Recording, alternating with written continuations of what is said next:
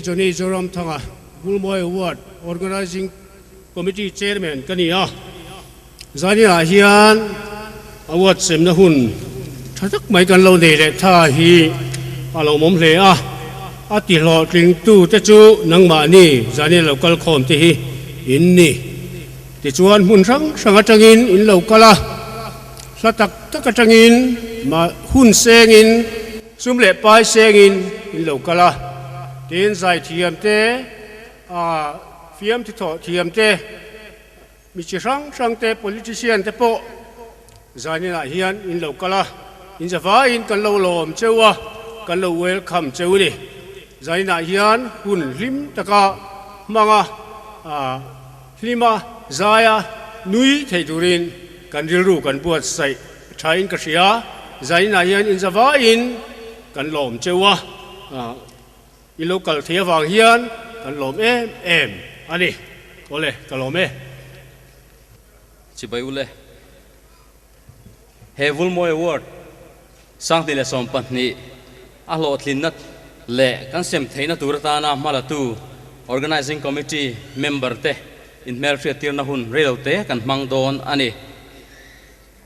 organizing committee member omang angte khongain helai hian loading chhozak ula kan som cheu ni organizing committee Vulmoy Award sang ni sompan ni committee member ang angte tihian kan organizing committee chairman atang kan tananga pu Johnny Joram Thanga khongai good lo par sela china loading kha kulom na kudi lo beng ang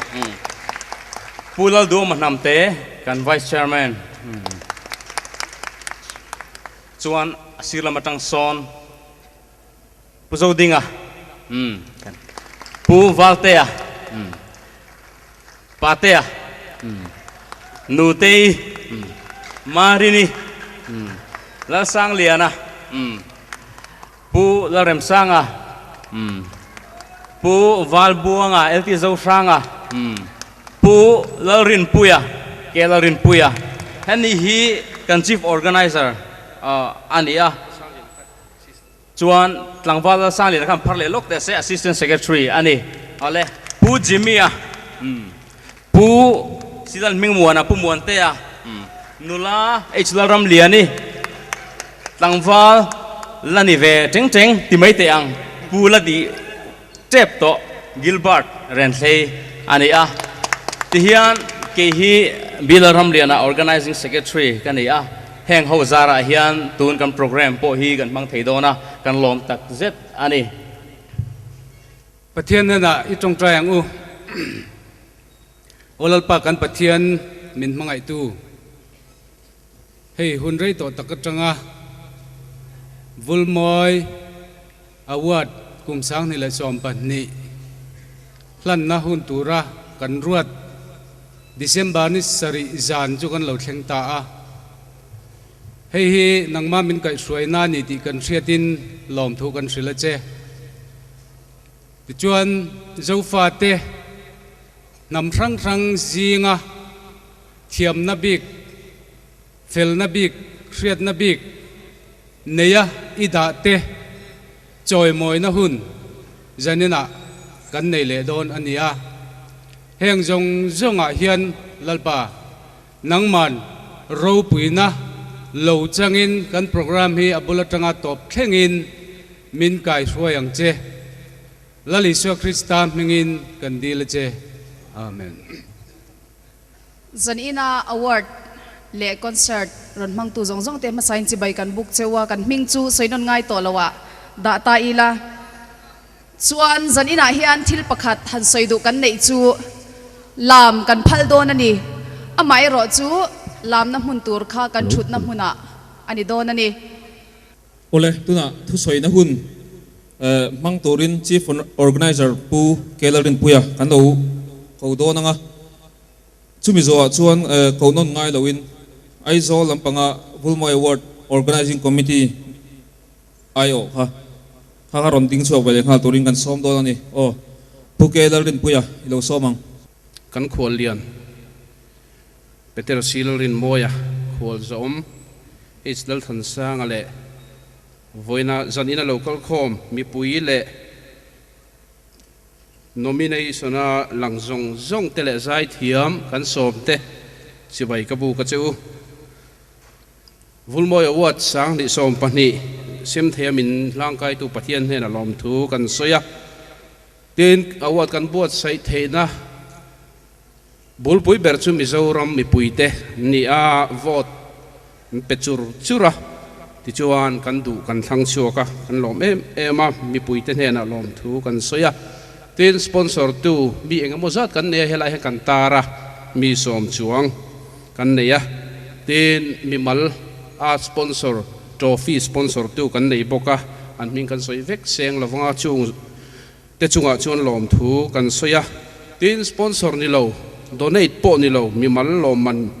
mi mal poisa min petu te an oma pi men di lian sing pui exercise ho tu nu te pulom oma to chong te puar lal nun thara te pu Joseph lal zom liana MNF sub headquarter president te le zanina hian kan khual lian hian he awat tatan hian apoi sazat kan soi anga cheng sang sari min pea kalom khup maya adang khachu zat ka soi lawanga an chunga lom thu ka soya in zawai chunga lom thu ka soya ama ero chu zanina hian organizing committee lung oi lo na kan neya nomination alang bumarang kan theidon antia zanina hian benara po kan ziak veka tiketa po information a po voina tun thegin an lo lang lova kan thinarim khop mai organizing committee a theilo tur chu min lo hila voina voice chuang kan phone a an la du lo chuwang chuan bumarang chunga hian kan organizing committee kan lunga oi lo le ni ti kha kan soitel ani kalome an kholian zom tak pu Peter Silarin moya le vulmoi award organizing committee te le elai huna award semna hun mangtura local zungsung te aizol lama sub organizing committee mingin chibai ka bu ka cheu vulmoi award kumina semtur hi kumdanga lati ngai lo wangin aizol lama organizing committee siamania chuta chuan kan member te chu ke laldin thara aitea kania chuan Zozam Times editor Silal Duoma chibai Mizoram editor ni bok baka pilal hum chungi pachuau All India Radio le David Zatmar tunai youth icon judge nimekte ania chuan lung leilama kan organizing committee tenen in rontonin til engkim thulang ang kan theyang angin kan tive a chuan ei kan trophy tur chung changa te po kumdang aya moile thra zok te ti tumin khatiang khan helama kan organizing committee tenen in rontonin engkim kan tia helama kan organizing committee te an thokrim an ril ru zongzongin award semhun tur hi an veinin ka hria mi an ron berrenga chumi wang chuan zanina po hian award function hi a hlotling don nin na lang ei mi heti zathi in local khoma alom om zaina award semna hun hlotling tak kan mang thei dona lom thu ka soyani in vain chu bai ka buk chewa du sakna ka hlana cheu ka lome ai zol lama tanga local te kan lo ma cheu tuna chuan zan ina kan khwal zom pu age lel than sanga tu soi turin ilo somang kan kholian zom tak pu Peter Silarin moya vulmoi award organizing committee chairman le atho puite tin vulmoi award lo pian chuana kan chief organizer Pukel Rin Puya vulmoi ni tin chan chin bu editor cái lẽ zanina mi pui local khom zong zong te chi bai kan buk chewa zanina hian rimoi khuvela Mizoram huap awat pahni oma pakhat zok hi hemi vulmoi awat hi ni ti kan friat nu ma ni sela kan soi le dua alomom khop maya thil chi hrang hranga hianin capital nge tanga thil ti lowa harsatak thil ti theilo hi tam tak a oma amal chu rimoi hi chuanin ramri anei lowa aizola chu ni lovin Mizoram po lung le tang hian ti theya chumi ti thei tura kan chief organizer le organizing committee te in pek na aro pui katia an suam rom khop mai kan phianga hey kan malo ka po nimina te Grammy Awards nomination te pon han ti chuak le a khobeli na ngai sanga maro chu rimoi a hi chuanin ka soita kang khanin Grammy Awards om lai hianin Nashville US atang khuanin Country Music Award te khan pai nan siam vele tlat bokani tu tiang deu chuan helai a po lelte award Mizoram pum huap kan neya aizol atanga sem ani thina chimlama kan khopui lian berlung le atanga Mizoram pum huap vulmoi award siam han nia zanina helaya semle thei tura khokrim tu te zong zong chunga lom thu ka soi rualin elai mi pui te po hianin a hlut na le aro pui na zainan khethar leila Mizoram huap awat ani ti khethar lein kan van nei ni ti khechungin he hun mang chho turin ken som bokani alome kan khwalian pu h la than sanga kan lome tuna chuan zai ngai thave thungang o zai turin bir la hai roi te kan so manga anni hi kumsang ni som pakhat khongai takin o au hunte a oma lim hunte kut ben hunte tuna chuan ngai thak hunani kan ti siang o tuna kan som tur bir la hai roi te hi April sang ni som pakhat ni som ni pakwa a khan din chan annia BCM Zion ram thar lung le ami te anni an group ming hi Genesis bung som paruk chang som pali pathian misiat ti na anian group a hian mi pa hlir som an omani tuna bir la hai roi member te kan som manga Johnny F lal ming boya V vanal muaka PC lal ram mashruaya L vanal shruaya LH larin oma R lal ompuya R nun thara JL din tuanga PC zong mangaya le F lal rosanga te zanina hian an ron tel theilawa hostel aten omwangin an ni hi junior 3KP an nian leader hi jadiani tuna bir la hai roi te somang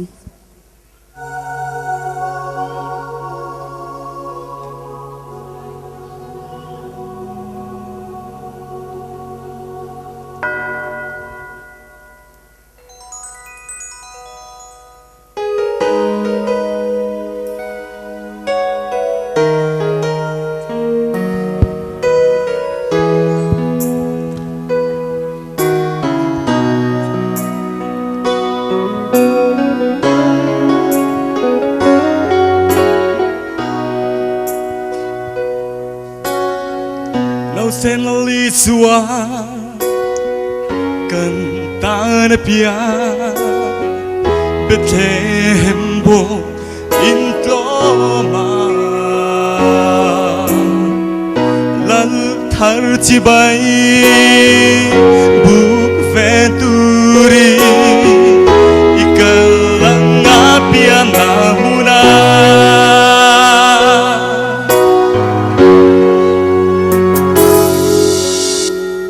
Bethlehem rante amu nau se achun mari shai choi chu adom wa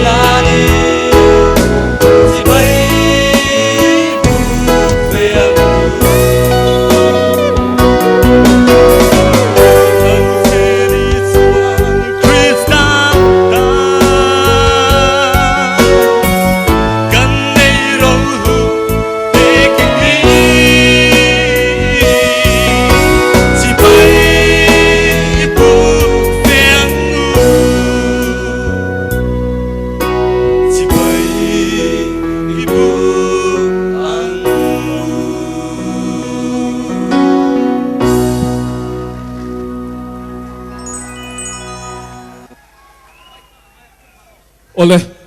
bir la hai roi te chunga lom thu kan soya tuna chuan thu soi an ngai thalenga thu soi rei ani don lova tuna kan chief guest pu Peter Sheldon moya thu soi turin hilo somang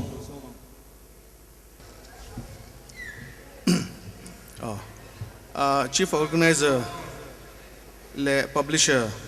Vulmoy Award Naitu Purin Puya Kwalza Puage Lalthan Sanga MJA President then Organizing Committee Vulmoy Award le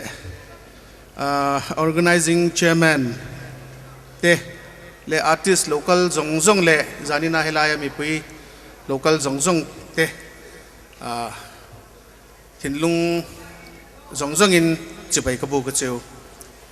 hey nia kini ang duang zani nanga Vulmoy Award ang award ropui tak semna anga chief guest kol liantura menan somte kangai to hianin makkatia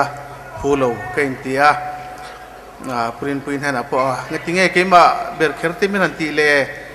ke aya tha le antam om telul nen katia maro chu criteria an lo nei thina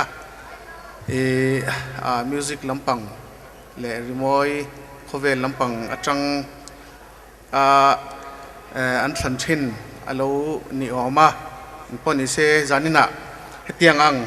jin hun sanga kalau om ve thei hi ko voi khatom na ani hiala kalom lutuk ani lom thu karon soi ni tin nia soidu kani pakhat chu lungle tang hianin rimoy khovel mizoram mai hianin production ropui tak tak an om to mi langsar tak tak le la phua thiam zai thiam tak tak an lo chuak nem to a chung zinga chuan pakhat kan soi mai du kan soi du chu lal nei thangi a hlate po kalau sak thin chung te chu e lapua thiam kati a tin zai thiam kati boka ani lunglei chuak ani a tin fam lal zawate peli saideng ate le mitam tak e lunglei tangin an lo chuak a hengte hi aro pui kati a tin abikin zai thiam tunlai zai thiama te le lapua thiam music thiama te chuan sil zar moi ate betsi te pensi te anni hianin lunglei anron contribute tha a tin Mizoram rimoi khowela hian enge music male thar music enge min ma min son tir na sani ti karon soi do boka tin film industry lama te ma puya leitlang film industry ani te po in contribution ani ro pui kati a tin jeri ate le zai rimoi ate phangte ani pon blues music hian Mizoram chang nilo India ram mun sang sanga za pui omia lo turin mizote tan ma an shoina sani tite po kha karon soilang tel do ni zanina atilaya award dong tur zong te tan du sakna sang ber karon hlane talome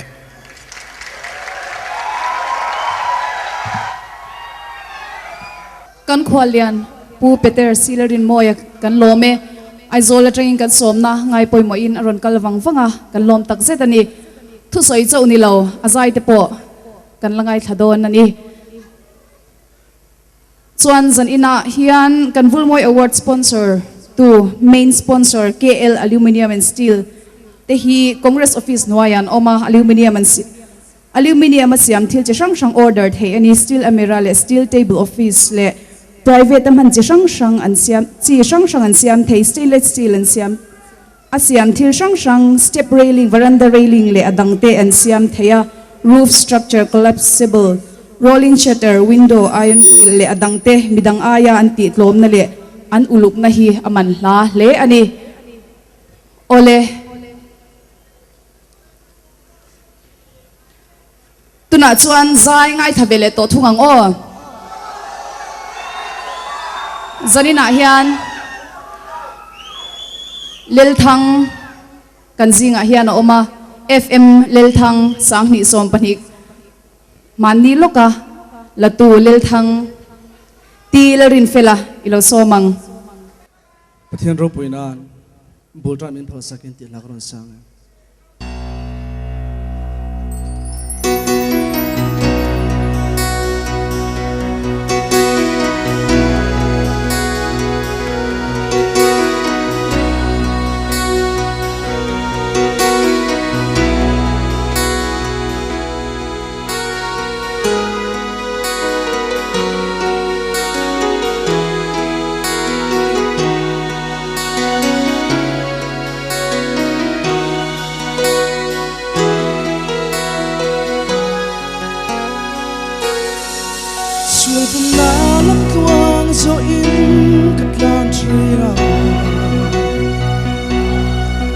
Kama anun kong lentur mu chung si Katay kay luten min hip chin Ma selung chi na may lo chu Leia hian chan re ka nei silo Masetura ilam karong pan Nanging kay milaw nar chuang silo Mangay na chua bultram min phal sakin tâm min lâu siêu phải rồi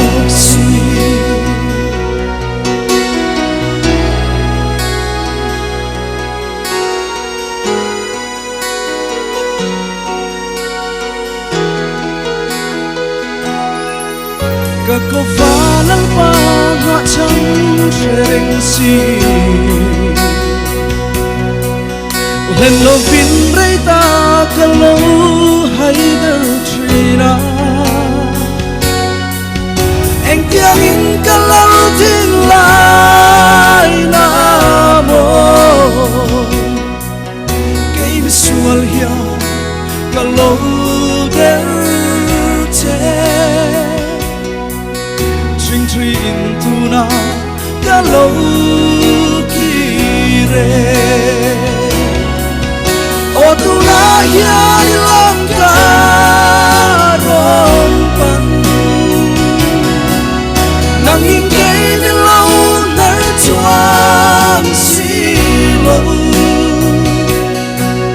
Mangay na chuang bultram min pal sakit Nhìn ai tâm nhìn Nhìn lâu siêu phải rồi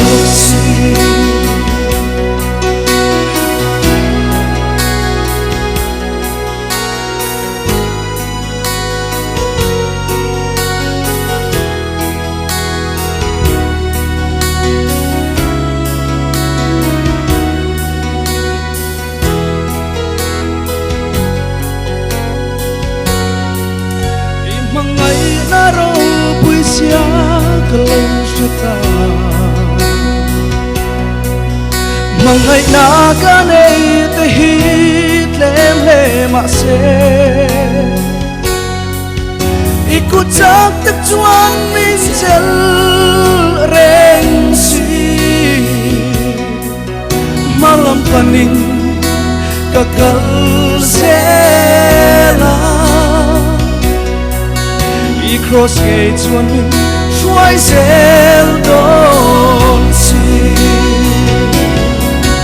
O tu na hian ilang karon pan Nangin kay nilaw nar chuan silo Mangay na chuan bultrang min pal sakit Min ngai ta min nilaw sil phai zog si O tu na hian ilang karon pan Nanging kay nilaw nar chuang silo Mangay na chuan bultrang min pal sakit Min ngai ta min nilaw sil phai zog si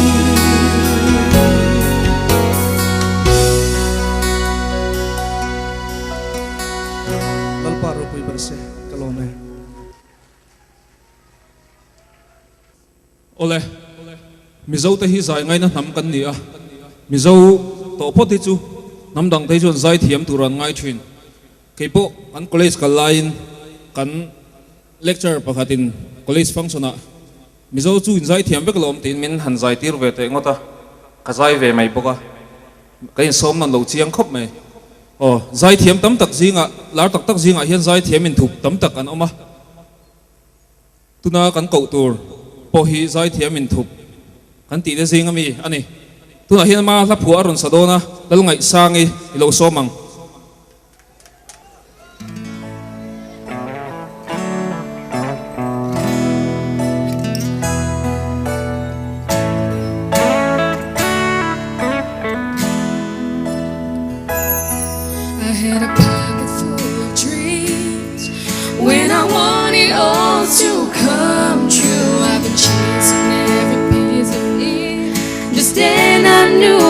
falling. I saw everyone laugh at me, saying I fall because I said I didn't say anything at all. But I think it's time to let my true words out. I'm not stupid as you think, and I've been dreaming all the things, and I'm not worried as you think, and I'm not gonna fall this time. I didn't care what you have said. I'm almost there.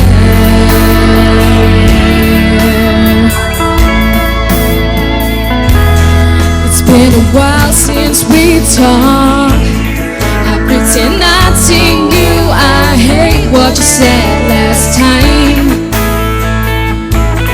that I felt 'cause I'm singing.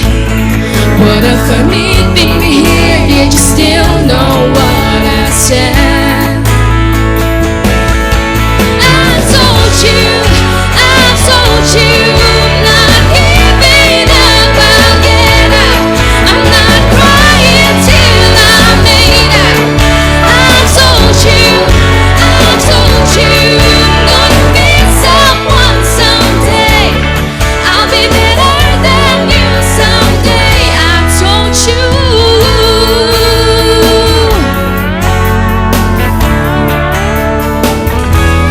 You've been mad I said this. I know you still remember. Everyone called me fell singer. It's because you started up. You think I'll just forgive you, but now I'm where I want to. I told you, not giving up, I'll get out. I'm not crying till I make out. I told you, gonna be someone someday. I'll be better than you someday. I told you.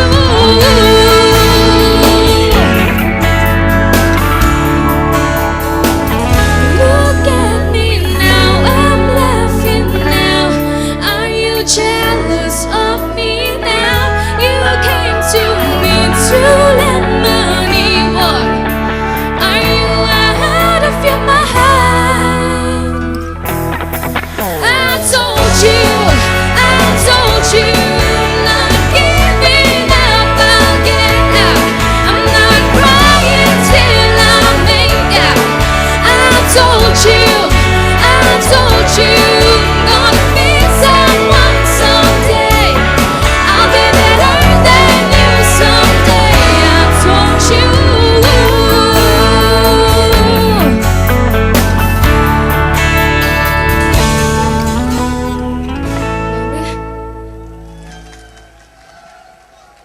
Lal ngai sangi khang hun zong a han khoi nge mani lo omle khatiang khopazai thiam si kanwan shihar ve tiro o ole tuna chuan award kan semanga zanina kan award sem masak ber tur hi best new artist ania gospel lampanga ani he award min hlan sak tur hian pi sai nge ngi sai lo chan mari kan som do nani pi sai nge ngi sai lo chan mari ilo somang. Best New Artist nominees te chu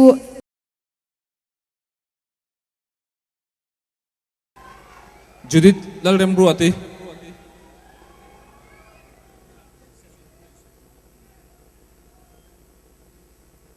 F lal ngagliana ngak tia fan ai H Lal Than Sangi,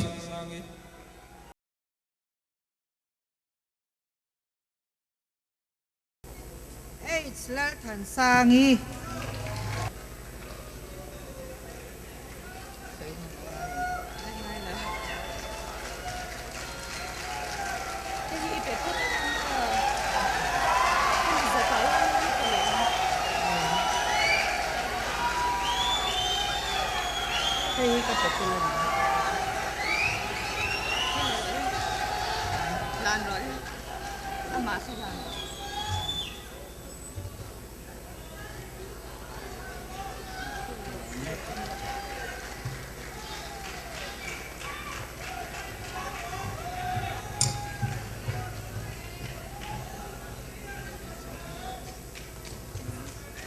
lom thu kan sei ka dua zania hetiang din mun min shwai thleng tu kan pathian la li swan hena lom thu ka sei mol mola ti chuanin vulmoi award organizing committee te chunga lom thu ka soya ti chuan he award ro pui tak mai la thei tura vote mangte pon min lo vote tu te in omti ka sha kalom em ma in chunga khan zanina hian lom thu ka sei ni in zawai chunga lom thu ka sei kalome tuna best new artist award ron donate tu pisai ngi sai lo khana pasal pu f lal tuaya shet na ron donate ani ole tuna award sem kan sun zum le halanga best musician kan sem le donani he award thi PR lal biak tuangi venglai na fapa ar lal biak dika ni som ni pariat sasari sa ni pariata accident awangat boralta shet na aron donate ani tuna he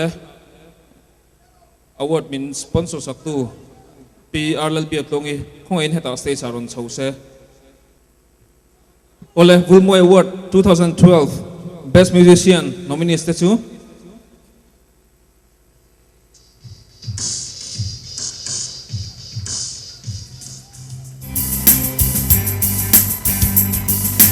Kim Machang te Victor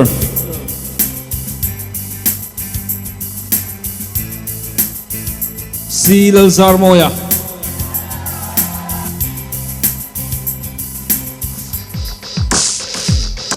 Vulmoi Award 2012 Best Musician 2 Musician ka nga istan pero te zinga mi Silal Zarmoya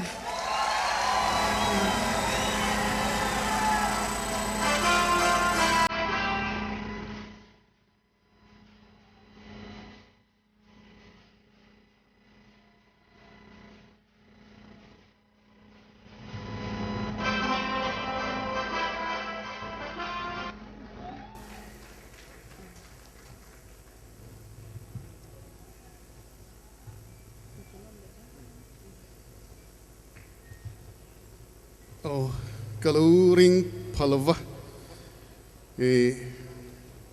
kalau le mai pathian ne na lom tu kasria,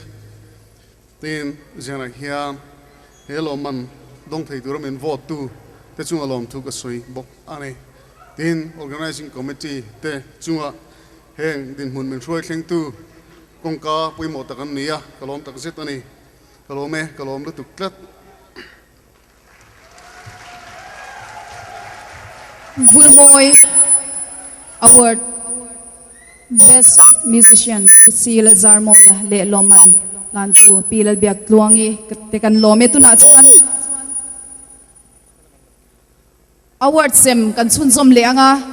zanina hian award sem ba ka zai te lam te kan la thirin kan langai tha ho don ani tu na chuan award kan sem le photang tuna award kan sem le tur hi Best Announcer ania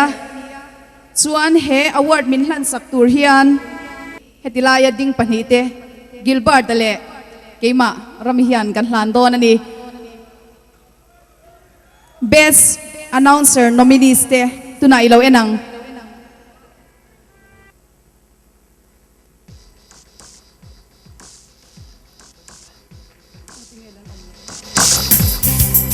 Priscilla El Namte DDK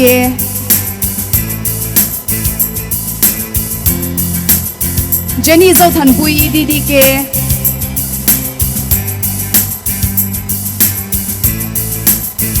Zuauzik Pui Chibai Mizoram Tiani Tungain Rin Tumo Oh Inring Tegem Tuna Kalungai Thang Vulmoi Award 2012 Best Announcer Newsreader Dong Tu Chu Priscilla El Namte